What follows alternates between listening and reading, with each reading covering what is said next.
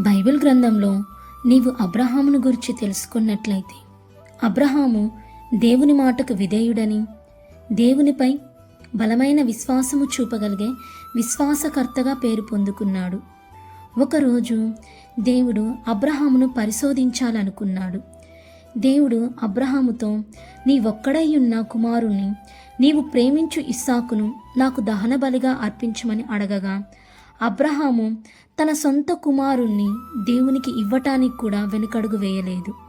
అక్కడ నిజంగా దేవుడు ఇస్సాకును బలి ఇవ్వమని కోరాడా? లేదు.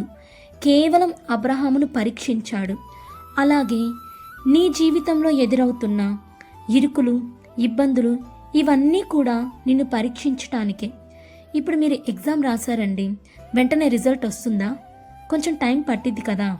అలాగే నీ ప్రార్థనలకు కూడా దేవుడు తగిన సమయంలో జవాబు ఇస్తాడు.